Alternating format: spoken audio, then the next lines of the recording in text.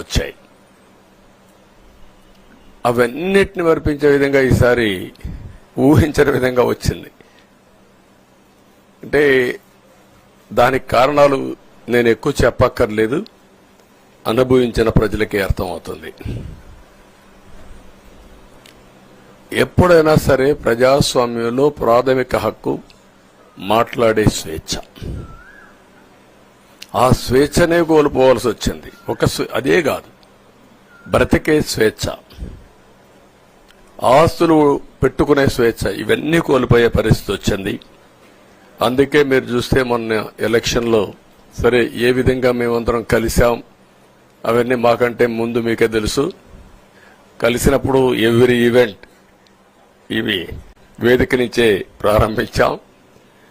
అక్కడి నుంచి ముందుకెళ్ళాం. ఆ రోజు చెప్పాం, ఈ రోజు ఒకటి చెప్తున్నాం. మా ఆలోచన ప్రజలు గెలవాలి, రాష్ట్రం నిలబడాలి. అంతవరకు సాధించగలిగాం. 55.38% ఓట్లు పడ్డాయి. దీంట్లో తెలుగుదేశానికి 45.60% పడ్డాయి. వైసీపీకి 39.37% పడ్డాయి. ఇది ఊహించినటువంటి ఒక్కొక్కసారి 95,000 మెజారిటీ. ఒకప్పుడు నేను చార్మినార్ ఎగ్జాంపుల్ చెప్పేవాడిని. చార్మినార్ అంటే అక్కడ ఎంఐఎం కంచుకోట, అక్కడ ఎప్పుడు ఎక్కువ ఓట్లు వచ్చేటివి.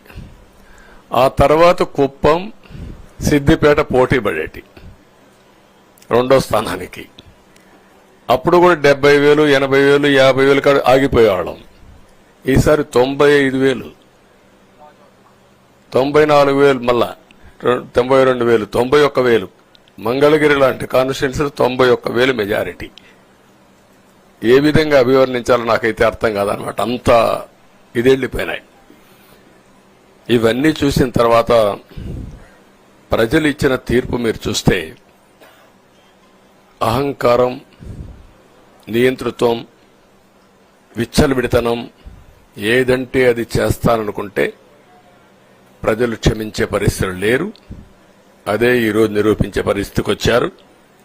ఒక మాటలో చెప్పాలంటే ఈసారి వీళ్ళు చేసింది గుణపాఠం పాలకులకు కాదు, అవినీతి అహంకారంతో ముందుకు పోయే ఎలాంటి ధ్వంసకారులకైనా ఇదే జరుగుతుందని నిరూపించారు ప్రజలు.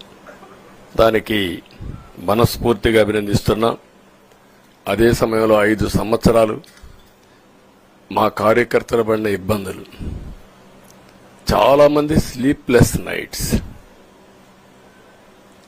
కంటి నిండా నిద్రపోని పరిస్థితి.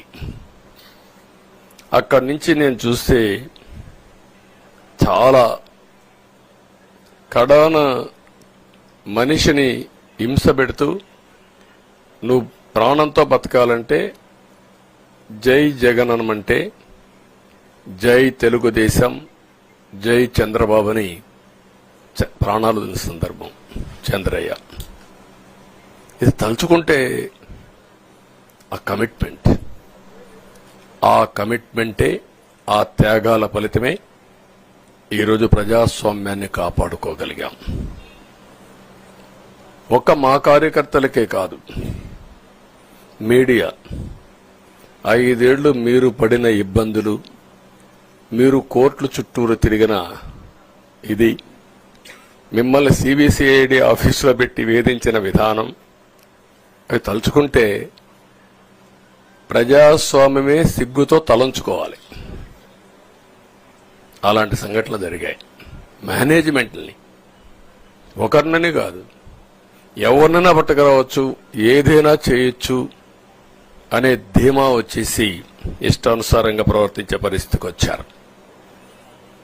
అదే సమయంలో ప్రజల మీద, మా పార్టీ మీద సరే, ఈవెన్ జనసేన, పవన్ కళ్యాణ్,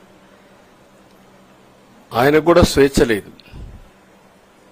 ఎక్కడైనా సరే విశాఖపట్నానికి వెళితే ఉన్న పళంగా విశాఖపట్నం నుంచి వెకేట్ చేయాలని తిరిగి, అంటే నగర బహిష్కరణ. ఒక నాయకుడిని నగర బహిష్కరణ చేస్తే కారణం చెప్పకుండా ఇంకా వేరే వాళ్ళ కథ ఏముంటుందో మనం ఆలోచించుకోవాల్సిన అవసరం ఉంది. కేసులు పెడితే ఎందుకు పెట్టావు కేసు అని అడిగితే దానికి సమాధానం చెప్పకుండా ముందు నిన్ను అరెస్ట్ చేస్తున్నాం, తర్వాత కేసు డీటెయిల్స్ ఇస్తా ఉంటారు. ఇలాంటి చాలా జరిగాయి. ఇవన్నిటికీ పరిష్కారం కోసం ఈరోజు మనం చూసిన తర్వాత ఇది మాకేదో అధికారం అని